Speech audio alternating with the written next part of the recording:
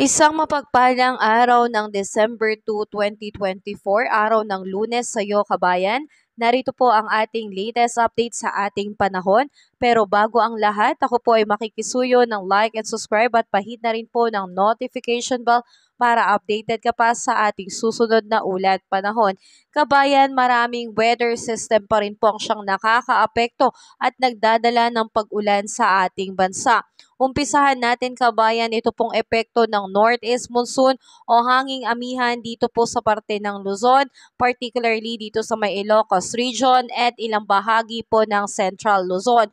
Asahan po dyan ang pagkakaroon po ng bahagyang maulap hanggang sa maulap na kalangitan na may kasamang mga kalat-kalat na mahinang pag-ulan o light rains lamang po.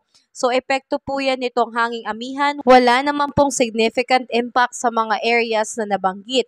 Pero dito po sa ilang area, katulad na lang sa may Cagayan Valley, Cordillera Administrative Region at kasama po ang Aurora, magkakaroon po ng maulap na kalangitan na may kasamang pag-uulan. Medyo may kalakasan po ang ulan dahil pa rin po yan sa epekto nitong Northeast Monsoon. So dahil may kalakasan ng pag-uulan, posible po itong magdulot ng mga biglaang pagbaha lalo na sa mga low-lying areas at landslide po, lalo na sa mga mountainous areas kapag naging moderate to heavy rain po ang pag-ulan. At ito pa rin pong shoreline kabayan, pagsasalubong ng malamig at mainit na hangin ang siyang nakakaapekto ngayon dito sa area ng Metro Manila, Mimaropa, Calabarzon, Bicol Region, Eastern Visayas, Western Visayas, Bulacan, Negros Occidental at Cebu. Kaya asahan na magiging maulap po ang kalangitan na may mga kalat-kalat na pag-ulan at ganoon din po na may kasamang pagkukulog at kidlat. So shoreline po ang nakakaapekto, kaya ingat tayo kabayan dahil posible po itong magbunsod ng mga biglaang pagbaha and landslide, lalo na kung magiging moderate to heavy rain po ang pag-ulan. So ingat tayo dyan kabayan, lalo na po sa mga areas na aking nabanggit.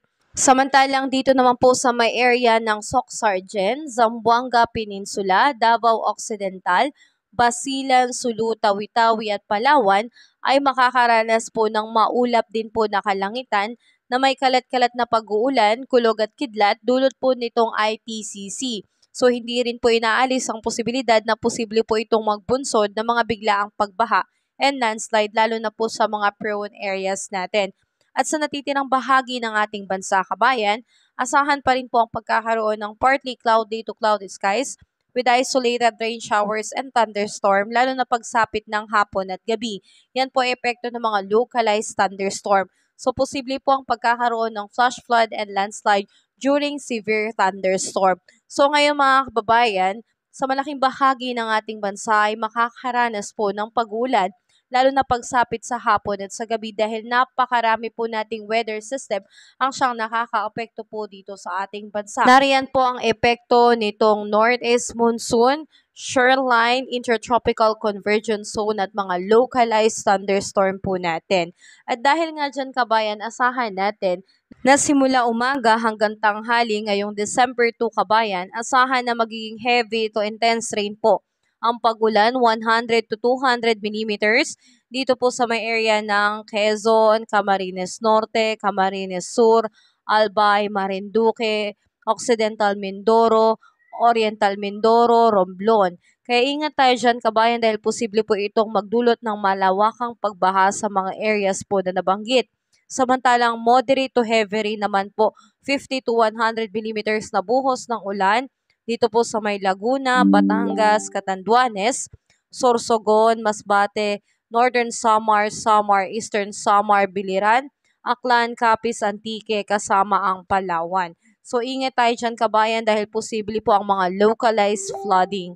At inaasahan din po natin kabayan, mamayang hapon hanggang kinabukasan din po, December 3, ay magiging moderate to heavy rain na po ang pag-ulan, 50 to 100 millimeters, dito naman po sa malaking bahagi po ng Aurora at Quezon. Kaya pinag-iingat pa rin po ang ating mga kababayan na dyan nakatira dahil posible pa rin po ang pagkakaroon ng mga biglaang pagbaha. At sa ngayon kabayan, kung tinatanong mo o may tanong ka sa isipan mo kung ilang bagyo ba ang posibleng papasok bago matapos ang buwan ng Disyembre. Actually kabayan, ayon sa forecast ng DOST Pag-asa, posibleng merong 1 hanggang 2 bagyo ang siyang papasok po dito sa ating bansa. So, posible yan kabayan na magkaroon din po ng landfall scenario. So, yan po yung ating aantabayanan. Pero sa ngayon kabayan, ngayong araw na ito, December 2 ay wala pa pong bagyo. Although makakaranas tayo ng pag-ulan, pero dulot po yan ng ating mga weather system. At sa ngayon, asahan natin ang air temperature dito sa Lawag ay aabot po ng 31 degrees Celsius, Tugigaraw 28 degrees Celsius, Baguio 23 degrees Celsius, Metro Manila 30 degrees Celsius, Tagaytay 28 degrees Celsius at sa Legazpi po ay 31 degrees Celsius. At dito man sa may Kalayaan Islands at Puerto Princesa, abot po ng 31 degrees Celsius, Iloilo 32 degrees Celsius, ganun din sa Cebu. Tacloban 31 degrees Celsius. Cagayan de Oro, Zamboanga at Davao po ay 32 degrees Celsius. So medyo magiging maulan po yan, dulot po yan nitong ITCC. At sa kasalukuyan kabayan, may nakataas po na gale warning signals na abot po ng 2.8 to 4.5 meters na alon sa baybayin ng Isabela, Northern Aurora, the northern and eastern portion ng Polillo Islands, at dito rin po sa northern and eastern coast ng Catanduanes. So nakalista po dyan yung mga espesipikong baybayin na hindi po muna pinapayagan ng maliliit na bangka na pumalaot like motor bangkas dahil magiging mapanganib po ang alon sa karagatan. Kaya ingat kabayan. Kaya bilang paalala kabayan, tayo po ay laging magdala ng payong kapote dahil bigla na lang pong bubuhos ang ulan, posibleng mahina o malakas, depende na lang po sa ating lokasyon na lugar at sa mga weather system natin na nakakaapekto po sa ating lugar. So ingat tayo kabayan at makikisuyo ako ng like and subscribe at pahit pa rin po ng notification bell para sa susunod kong ulat panahon ay maging updated ka pa. Ingat kabayan, God bless po sa iyo at sa lahat.